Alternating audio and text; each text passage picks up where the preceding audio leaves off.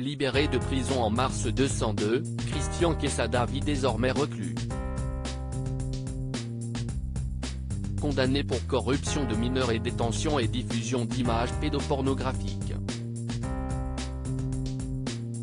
Jugé par le tribunal correctionnel de Bourg-en-Bresse, celui qui avait brillé lors de son passage dans les 12 coups de midi, avait été incarcéré pendant 2 ans. Désormais, l'homme serait reclus dans le sud-ouest de la France selon les informations de Gilles Verdet et Guillaume Janton. En effet, les deux chroniqueurs de Touche pas à mon poste ont dévoilé la nouvelle vie de l'ancien candidat. Selon Gilles Verdet, Christian Quesada serait très discret, il est transformé totalement en Robinson. Il est domicilié entre Narbonne et Béziers, on ne va pas donner la ville exacte. Il se terre, il n'a plus aucun contact avec personne, certains disent parfois qu'il va dans le sud-est. Selon Guillaume Janton, Christian Quesada serait toujours surveillé par la police, il est toujours sous contrôle judiciaire. Il est avec ses proches et notamment avec un de ses frères dont il s'est beaucoup rapproché depuis sa sortie de prison.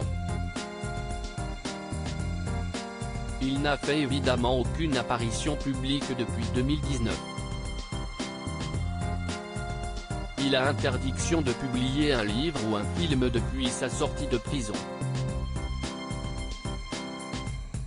Sinon il aura une sanction. Il ne peut pas faire d'argent avec cette affaire pendant 3 ans, jusqu'en 2024. Il a envie de s'exprimer, mais il ne peut pas le faire pendant 3 ans. Jean-Luc Reichmann, si est mon pire souvenir pour Jean-Luc Reichmann, cette histoire autour de Christian Quesada l'a profondément traumatisé, non, si est fini. Je ne parle plus. Je l'ai déjà dit. Si est mon pire souvenir. Je ne vais pas faire des pages là-dessus, on ne va pas être racoleur. Quand on s'est trompé à ce point-là. Un peu de respect pour éviter de faire du buzz sur quelqu'un qui ne vaut pas du tout la peine. Si est une parenthèse qui est totalement fermée. Point barre, a-t-il confié à Télé Loisirs.